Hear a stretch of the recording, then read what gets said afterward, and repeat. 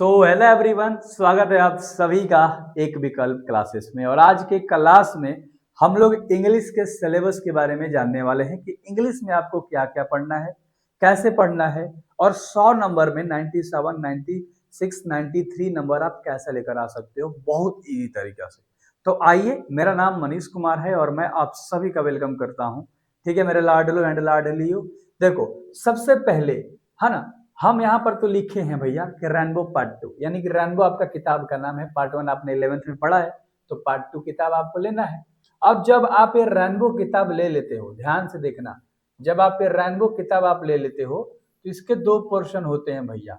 एक तो होते हैं ये आपका प्रोज और एक होता है आपका पोएट्री। ठीक है, ये दो सेक्शन है। अब प्रोज के अंदर 11 गो चैप्टर पढ़ना है, पोएट्री के अंदर 10 गो चैप्टर पढ़ना है। अगर मैं बोलूं दोनों को मिलाकर टोटल 21 गो चैप्टर आपको पढ़ना है। केवल किताब से 21 गो चैप्टर पढ़ना है। एक और साइड वाली किताब है जहां से 14 से 15 नंबर के सवाल पूछते हैं, स्टोरी ऑफ इंग्लिश, वो थोड़ा बाद में डिस्कस करेंगे। ये आपको पूरा किताब का समझ में आ गया। कौन किताब लेना है, 55 रुपए का मिल जाएगा आपको मार्केट में। रैनबो पार्ट 2 हरा दिखता है, ठीक है, गूगल पे सर्च करोगे रैनबो मिल जाएगा अच्छे तरीके से। प्रोज और पोएट्री हमने कहा था, प्रोज में टोटल 11 गो चैप्टर है, पोएट्री में टोटल 10 हो। सबसे पहले प्रोज के बारे में हम लोग जान लेते हैं। ठीक है, एक साइड में एक और किताब है जहां से मैंने कहा स्टोरी ऑफ इंग्लिश, नाम याद रख लेना, 15 रुपए का मिलता है भैया। स्टोरी ऑफ इंग्लिश, जहां से आपके ऑब्जेक्टिव में 10 गो सवाल देता है और 4 नंबर का एक क्वेश्चन आंसर आपको देगा 5 नंबर का। ठीक है, हाँ, तो इतना याद रख लीजिएगा। सबसे पहले आइए हम लोग बात करते हैं कि प्रोज के अंदर जितने भी चैप्टर है उन सारे चैप्टर के बारे में। ध्यान से देखना, है ना लाडली और लाडलो। देखो, इंडियन सिविलाइजेशन एंड कल्चर यानी भारतीय सभ्यता और संस्कृति किसके द्वारा लिखा गया है? महात्मा गांधी के द्वारा लिखा गया है। महात्मा गांधी इस चैप्टर के अंदर में कहते हैं कि जो हमारी भारत की सभ्यता है, जो हमारी भारत की संस्कृति है, ठीक है, वो अभी भी पूरे दुनिया में सबसे बढ़िया वाला है, सबसे बेस्ट है। आज तक इससे कोई आगे नहीं निकल पाया है, यानी सबसे बेस्ट है। हमारी सभ्यता हमें सिखाती है हमें आचरण में रहना, हमें अपनी गरिमा को बना के रखना, हमें अपनी संस्कृति को बना के रखना, हमें किसके साथ कैसे बात करना है उस चीज को बना के रखना, देश को आगे कैसे लेकर जाना उस चीज को अच्छे तरीके से, ठीक है, तो समझाते हैं। दूसरा चैप्टर है भारत इज माई होम, यानी कि इंडिया हमारा जो है घर है, कह सकते हो। डॉक्टर जाकिर हुसैन ने लिखा है। डॉक्टर जाकिर हुसैन जो राइटर है वो तीसरे राष्ट्रपति हैं, प्रेसिडेंट हैं इंडिया के। 1967 में ये बने थे। वो सब आपको मैं चैप्टर में डिटेल में पढ़ाऊंगा। वो भारत के लोगों को अपना परिवार कहते हैं और भारत देश को अपना घर कहते हैं, और कहते हैं कि सब कोई अपने आप पे काम करेगा, अपने आप को बेहतर बनाएगा, ताकि हमारा देश जाके आगे बेहतर बन सके, इस तरीके से। अगला है अ पिंच ऑफ स्नफ। अब पिंच ऑफ स्नफ का मतलब होता है एक चुटकी नशा। इसके राइटर है मनोहर मालगनकर, जो कि एक अंडर सेक्रेटरी के प्रोबेशन पे होते हैं। प्रोबेशन मतलब ट्रेनिंग पे होते हैं। लेकिन इसके अंदर मेन जो कैरेक्टर है वो है नानू काका। नानू काका बहुत इंटरेस्टिंग कैरेक्टर है। नशा तो करता ही है, ठीक है, लेकिन झूठ बहुत बोलता है सफाई के साथ, कोई पकड़ नहीं पाएगा। तो ये चैप्टर में बहुत मजा आता है पढ़ने में। उसके बाद है आई हैव अ ड्रीम, यानी कि मेरा एक सपना है। मार्टिन लूथर किंग जूनियर ने इस चैप्टर को लिखा है और ये अमेरिका के हालात के बारे में बताते हैं कि अमेरिका में नेग्रोज जो लोग हैं, एक जगह है मिसिसिपी नाम के, वहां के जो लोग हैं वो तप रहे हैं, जूझ रहे हैं। कैसे? सरकार ने उनको हक नहीं दिया है, सिटीजनशिप नहीं दिया है। ये मतलब अमेरिका के ये नागरिक हैं, उनको ये भी नहीं पता है उन सब चीजों के बारे में और हक के बारे में जानने की उन्होंने पीसफुल मूवमेंट चलाया था, यानी कि शांति का प्रतीक एक आंदोलन चलाया था। तो उसके बारे में हम लोग पढ़ेंगे। पांचवा चैप्टर है ideas that have help Mankind, यानी कि एक ऐसा आइडिया, एक ऐसा विचार है ना, जिसने ना क्या किया, मदद किया, किसकी? मैनकाइंड यानी मानवता की। यानी आज से हजारों साल, लाखों साल पहले हमारे जो पूर्वज थे वो अधनंग घुमा करते थे। आपने ये कहानी सुना होगा। मतलब सबसे पहले उन्होंने आग की खोज करी, यानी किसी के अंदर तो आइडिया आया होगा।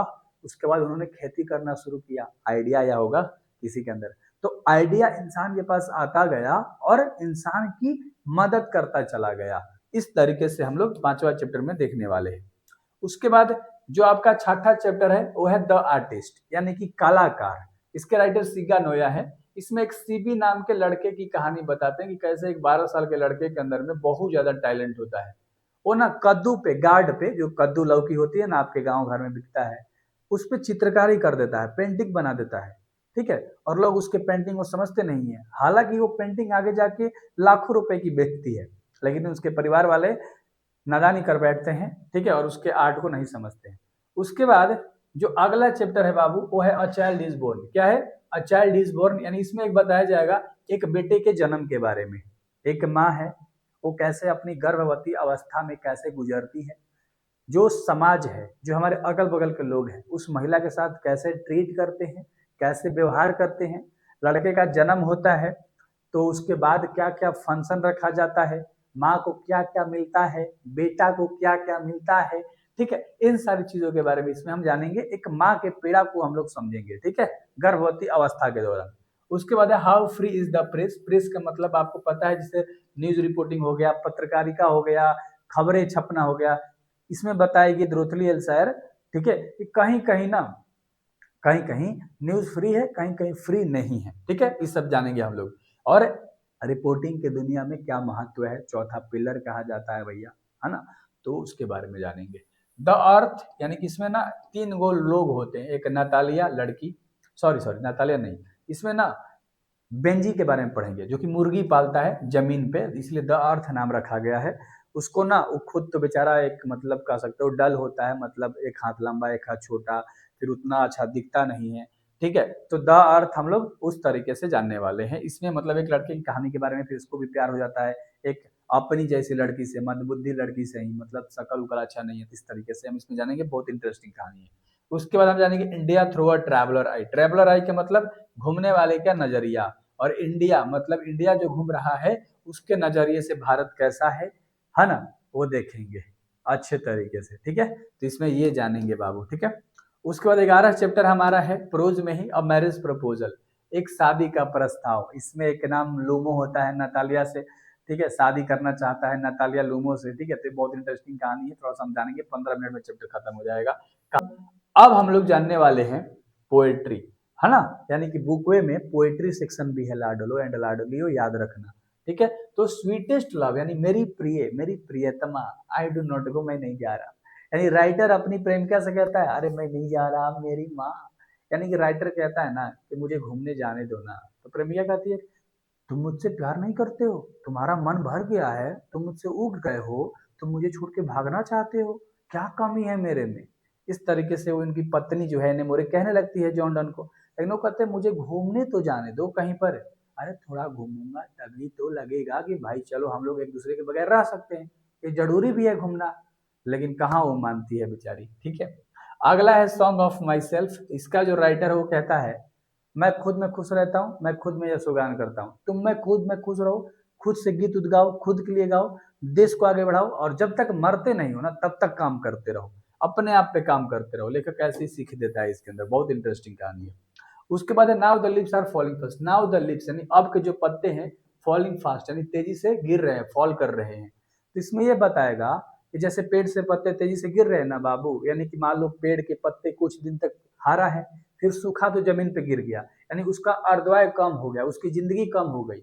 उसी तरीके से इंसान भी बच्चा से जवान, जवान से बूढ़ा, बूढ़ा से कब्र में चला जाता है। तो एक जिंदगी का अर्थ बताएगा इंसान का एक पेड़ और पत्ते का एग्जाम्पल लेकर। चौथा चैप्टर है ऑड टू ऑटम। ये जो ऑड टू ऑटम है मेरे भाई, ऑड टू ऑटम, ये जो चैप्टर है, ये जो है ना एक ऋतु के बारे में बताएगा, ऑटम सीजन के बारे में बताएगा, ठीक है। यानी कि ऑटम का जो सीजन होता है वो कैसे आता है, किसके बाद आता है, इस ऑटम के सीजन में फल वल पकते हैं, है ना, मतलब अच्छे होते हैं, इस सारी चीजें बताएगा। अगला है एन एपितफ। एपितफ का मतलब होता है इसे कब्र नहीं हो गया, जिसमें आदमी को लेटा दिया जाता है और ऊपर से प्लास्टर कर दिया जाता है, आपने देखा ना मरने के बाद, तो यहाँ पर एक रहता है जिसमें उसका नाम हम सब लिखा होगा, फिल्म में आपने देखा होगा, इसको शिलालेख बोलते हैं एपितफ। इसके अंदर बहुत सुंदर महिला ना दफन है, मर गई है, जो बहुत सुंदर थी, उसके बारे में जानेंगे कि महिला बहुत सुंदर थी, हर कोई को प्यार हो जाता था उसे एक नजर में देखते ही, इतनी सुंदर थी। जब वो मर जाती है तो लेखक सोचता है उसके बारे में, ठीक है। अगला है 10 सोल्जर, यानी कि एक सैनिक के बारे में पढ़ेंगे, एक वार के बारे में पढ़ेंगे। वर्ल्ड वॉर के दौरान इंग्लैंड का एक होता है, ठीक है, सोल्जर, जो कि लड़ने के लिए जाता है, तो कहता है कि मुझे याद किया जाना चाहिए कि मैं मतलब मैं देशभक्त था, मैं पैट्रियोटिक था, ठीक है। इस तरीके से वो कहता है कि मैं मरा तो किस लिए मरा, देश के लिए मरा, ठीक है। इस तरह का मुझे जाना जाना चाहिए। सातवां जो चैप्टर है उसका नाम है मैकेविटी। मैकेविटी एक बिल्ली का नाम है, द मिस्ट्री कैट, जो मिस्ट्री कैट होती है रहस्यमय बिल्ली। उसका नाम है मैकेविटी। इसके दो और दोस्त होते हैं। ये बहुत चोरी करती है, पकड़ में नहीं आती है। लंदन की पुलिस तबाह हो जाती है इसको पकड़ते पकड़ते। ये जहाँ चोरी करती है अपने पंजे का निशान तक नहीं छोड़ती है। पुलिस पहुंचती है जब तक ये कोसों दूर जा पहुंची होती है। तो बिल्ली के चोरी के बारे में पढ़ेंगे, बहुत मजा आएगा। उसके बाद फायर हैमन है। फायर हैमन मतलब इसमें ना, जैसे इंसान मर जाता है तो उसे दफनाया जाता है लाके ना घाट, बर्निंग घाट, यानी कि जहाँ मतलब घाट होता है नदी के किनारे। तो उसमें हम लोग सब जानेंगे कि इंसान जब मर जाता है तो उसको कैसे दफनाया जाता है, प्रोसेस क्या होता है, आगे का कर्तव्य क्या होता है। आगे कभी भूल जाता है, आधा शरीर जला पाता है, मतलब शरीर जो होता है इंसान का आधा जला पाता है, कभी छोड़ देता है। तो उन सब चीजों के बारे में हम लोग इसमें जानेंगे। अगला चैप्टर है स्नेक यानी कि सांप। इसके जो राइटर है वो इसमें कहते हैं कि मैं पानी पीने गया, उधर से एक सांप भी पानी पीने के लिए आ गया। सांप मेरे से पहले पहुंचा तो उसको मैंने पानी पीने दिया। उसके बाद मुझे सिखाया गया था समाज में कि अगर पीला सांप को देखना तो तुम उसे मारना, क्योंकि उसमें जहर ज्यादा होता है। तो पीला सांप था। फिर राइटर के मन में आता है कि हम सांप को मार दे। फिर वो मारता है लॉग उठा के, एक लाठी उठा के, लेकिन वो सांप भाग जाता है। ठीक है, इस तरीके से फिर उसे पछतावा होता है। तो ये भी इंटरेस्टिंग कहानी है कि दोनों पानी पीने के वाटर ट्रब के पास आते हैं, यानी कि जहाँ पानी होता है ना। अगला chapter my grand mother house. माने ग्रैंड मदर मतलब दादी, हाउस मतलब घर, यानी मेरी दादी माँ का घर कमला दास ने लिखा है। ये कहती है ना कि मैं जब दादी माँ के साथ थी ना तो मुझे बहुत अच्छा लगता था, मुझे बहुत प्यार मिलता था, मुझे बहुत केयर करती थी दादी माँ, सावधानी तरीके से रहती थी। लेकिन अब जब मेरी दादी माँ मर गई ना तो मैं अकेला हो गई। मैं प्यार के लिए ना दूसरे दूसरे के पास पैसे दे देकर मैं प्यार मांगती हूँ, एक बेगर की तरह, एक भिखारी की तरह, उस तरीके से कहती है। और अगला जो आपका एक और मैंने कहा था किताब जहां से आपके 10 गो ऑब्जेक्टिव और 5 नंबर के एगो क्वेश्चन आंसर पूछता है। ठीक है, ये है स्टोरी ऑफ इंग्लिश। ठीक है, लैंग्वेज है ये। सबसे पहले ओल्ड इंग्लिश पढ़ेंगे हम लोग, उसके बाद मिडल इंग्लिश, फिर मॉडर्न इंग्लिश, फिर English as a world language. यानी सबसे पहले ओल्ड इंग्लिश बनाया गया था जिसका अर्थ समझ में नहीं आता, कुछ लोग बस इसको बोल पाते थे, दूसरे को समझ नहीं आता था। तो इसको क्या किया गया, कुछ है ना, मतलब 600 साल बाद इसको मिडल में बदला गया। अभी जब मिडल में बदला ना तो कुछ लोगों को समझ में आ रहा है, कुछ लोगों को समझ में नहीं आ रहा। इसका ग्रामर उतना अच्छा नहीं था ताकि हम अच्छे से ट्रांसलेट कर सकें। जैसे आजकल हिंदी में सोच के इंग्लिश ट्रांसलेट कर देते हैं, तो उसमें वैसा नहीं था। तो फिर इसको क्या किया गया, मॉडर्न लाया गया, जो आजकल हम जमाना में बोलते हैं। तो हम जब आज बोलते हैं तो ग्रामर भी सही है, किताब भी सही है, मतलब जो भी लैंग्वेज है सब सही है। इंग्लिश का हिंदी, हिंदी कहीं से हो जाता है, भाषा की तरह इस्तेमाल होता है। तो फाइनली फिर उसके बाद ए आया, मतलब यहाँ से चला तो यहाँ इंग्लिश आया, फिर यहाँ आया। उसके बाद ये जो इंग्लिश है पूरे दुनिया में फेमस हो गया, तो वर्ल्ड लैंग्वेज हो गया। ऐसे तो इसमें 6 गो चैप्टर है, लेकिन ये 4 गो चैप्टर से आपके सवाल बहुत ज्यादा पूछते हैं। मैं 6 के 6 पढ़ाऊंगा, उतना टेंशन नहीं लेना है। तो हो गया। अगला है हमारा ग्रामर, जहां से आपके ग्रामर से 60 गो ऑब्जेक्टिव पूछते हैं मेरे भाई। कितने, 60 गो ऑब्जेक्टिव पूछते हैं, याद रख लेना। बाकी जो सब्जेक्टिव में 50 नंबर में पूछता है, ऑब्जेक्टिव में यहाँ से सब पूछता है। सब्जेक्टिव में बस एगो टेंस काम में आएगा, क्योंकि ट्रांसलेट पूछता है। बाकी तो ऐसे पूछता है, एप्लीकेशन पूछता है, दो चीज तो अलग से आपको सिखा दूंगा। ठीक है, तो इस पे पूरा फोकस करना है ऑब्जेक्टिव के पर्पस ले, राइटिंग स्किल। ठीक है, याद रख लेना भैया। ठीक है, तो एमसीक्यू बनाने में मदद करेगा, क्योंकि 60 हुए एमसीक्यू यहीं से आएगा। ठीक है, जितने चैप्टर बताने वाला हूँ ये सब मैं खुद पढ़ाऊंगा, बहुत बेहतर तरीके से पढ़ाऊंगा, लाजवाब तरीके से पढ़ाऊंगा, कहोगे सर मजा आ गया। ठीक है, तो आइए और ध्यान से देखेंगे। यहाँ पर हमारा है ग्रामर टॉपिक। ठीक है, देख लेते हैं। सबसे पहले टेंस है, जहां से आपके 5 गो ऑब्जेक्टिव बनते हैं और 5 नंबर के ट्रांसलेट, यानी ये 10 नंबर लेकर बैठा हुआ है, याद रख लेना। उसके बाद वॉइस है, यानी जिसमें हम एक्टिव, यानी कि एक्टिव टेंस से होता है, फिर हम पैसिव में चेंज करना सीखते हैं बाबू। ठीक है, ये भी आपके 5 गो ऑब्जेक्टिव लेकर बैठा होता है। नरेशन से भी 4 से 5 गो आपके ऑब्जेक्टिव आते हैं। नरेशन डायरेक्ट से इनडायरेक्ट में बनाने के लिए, इनडायरेक्ट से डायरेक्ट में करने के लिए।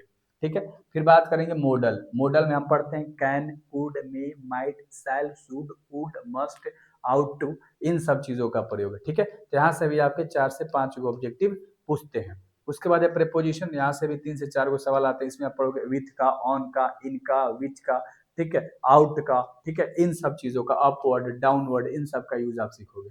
उसके बाद आपका होता है आर्टिकल, जहां से आपके 3 से 4 गो ऑब्जेक्टिव पूछते हैं। आर्टिकल क्या होता है, जिसमें हम ए, एन और द का यूज मेरे भाई सीखते हैं। ठीक है, तो इन सब का यूज हम इसमें जानते हैं। उससे पहले एक चीज बता दूं कि अगर आपको स्पोकन बैच लेना है तो हमारा स्पोकन बैच चल रहा है। डिस्क्रिप्शन में आपको एक विकल्प का ऐप मिल जाएगा मेरे भाई, एक विकल्प का आपको ऐप मिल जाएगा। यहाँ पर आपको अच्छे तरीके से एक विकल्प, डिस्क्रिप्शन में ऐप का लिंक है, व्हाट्सएप ग्रुप है, जरूर ज्वाइन हो जाना। ठीक है। बेहतर तरीके से आपको स्पोकन की क्लासेस दी जा रही है 299 में, 3 महीना तक आपको पढ़ाया जाएगा।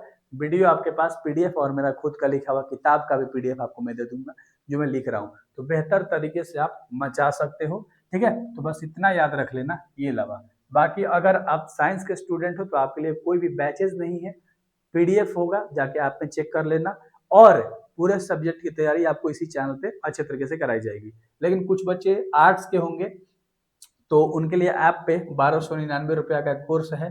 ठीक है, बेहतर तरीके से 6 टीचर मिलकर उसको पढ़ाते हैं, 6 से 7 टीचर बढ़िया तरीके से आपको हर चीज का नोट्स वगैरह देते हैं, हर सब्जेक्ट। ठीक है, जिसमें हम ही आपको बेहतर तरीके से पढ़ाते हैं और भी सारे टीचर्स हैं, तो आप लोग सारे के सारे चीजें जान चुके हो। ठीक है, तो चलिए अब आगे आ जाते हैं। आगे हमारे पास जो सातवां है वो है साइनोनिम्स और एंटोनिम्स। साइनोनिम्स का मतलब मिलता जुलता शब्द जहां से 2 से 3 ऑब्जेक्टिव, एंटोनिम्स से 2 से 3 ऑब्जेक्टिव यानी उल्टा शब्द लिखना होता है, जैसे कि काला का उजला होता है। ठीक है, इस तरीके से, है ना। हाँ, याद रख लेना बाबू। फ्रेसेस आपको सीखना है जहां से 2 से 3 नंबर के सवाल आते हैं, कभी नहीं भी आते हैं। वन वर्ड सब्स्टिट्यूशन यानी अनेक शब्दों के एक शब्द, जहां से 2 गो सवाल आपके एमसीक्यू में पूछे जाते हैं, इससे ज्यादा सवाल नहीं आते हैं, 2 गो सवाल ही आते हैं। ठीक है, उसके बाद आपका इसमें चैप्टर नहीं लिखा है, तो आप कहोगे सर 9 को चैप्टर हमें पढ़ना, नहीं, ये सब इंपोर्टेंट वाले चैप्टर थे। लेकिन आपको एगो पार्ट्स ऑफ स्पीच भी पढ़ना है। क्या पढ़ना है? Parts of speech. अब पार्ट्स ऑफ स्पीच क्या होता है? इसके अंदर में टोटल आपके चैप्टर 8 गो आते हैं, जिससे आपका नाउन हो गया, ठीक है, जिससे आपका प्रोनाउन हो गया, नाउन प्रोनाउन, उसके बाद वर्ब हो गया, उसके बाद एडवर्ब हो गया, ठीक है, उसके बाद आपका एडजेक्टिव हो गया, ठीक ना, क्या हो गया? एडजेक्टिव हो गया, ठीक है, उसके बाद कंजक्शन हो गया, ठीक है, उसके बाद इंट्रोजक्शन हो गया, ठीक है, और उसके बाद प्रीपोजिशन हो गया। तो प्रीपोजिशन तो ऊपर मैंने लिख दिया था क्योंकि सबसे अलग चैप्टर हो जाता है, यहाँ से आपके सवाल बनते हैं, तो ये सब चैप्टर भी आपको पढ़ना है। उसके बाद एक और चैप्टर पढ़ना है, करेक्ट स्पेल्ड, यानी कि सही स्पेलिंग बताने के लिए। कहोगे ठीक है, तो करेक्ट स्पेलिंग आपको, और एगो और है करेक्शन, मतलब करेक्ट सेंटेंस, ये भी 2 गो आपको चैप्टर पढ़ना होगा क्योंकि यहाँ से आपके सवाल आते हैं। ठीक है, ये याद रख लीजिएगा बाबू, ठीक ना। तो इस तरीके से मैं आपको सारी चीजें बताने वाला हूँ, बेहतर तरीके से पढ़ाऊंगा। सारा चीज मैंने बता दिया, डिस्क्रिप्शन में ऐप का लिंक है, इस व्हाट्सएप ग्रुप से जुड़ जाना ताकि आपको इंग्लिश का और हिंदी का क्लास मिल जाए, बेहतर तरीके से आप मचा दो। So thank you very much everyone. हंसते रहे, मुस्कुराते रहे, जिए अपनी जिंदगी को लाजवाब तरीके से मेरे लाडलो एंड लाडलियो। करो कुछ ऐसा नाम बन जाए मेरे भाई, ठीक है, और बस वही है कि करो कुछ ऐसा नाम बन जाए, और क्या ही बोलूँ। ठीक है, मैं हमेशा आपको कहता हूँ कि अपना साम्राज्य हो ना, तो उसका मजा एक अलग है। साम्राज्य का मीन्स कि मेरी एक अपनी दुनिया हो, मेरा फैमिली खुश हो, मेरा एक अच्छा जॉब हो, मैं अच्छा खासा पैसा कमा रहा हूँ, ऐसा नहीं। पहले के ज़माना में साम्राज्य का मतलब राज्य करना होता था। आज के ज़माना में बस एक लाइफ सेटल कर लो, अपनी कर लो, परिवार की कर लो, बेहतर पैसे कमाओ, हर कोई इज्जत देगा। ठीक है, तो इसलिए मैं आपको कहता हूँ हमेशा कि बेहतर तरीके से पढ़ाई करोगे, बेहतरीन बन जाओगे, और जब बेहतरीन बन जाओगे तो आपको हर कोई प्यार करेगा, सामने से आगे गले लगाएगा, है ना। तो ऐसा बनिए। Thank you very much. हंसते रहे, मुस्कुराते रहे, जिए अपनी जिंदगी को लाजवाब तरीके से। Bye bye, take care, subscribe जरूर करना।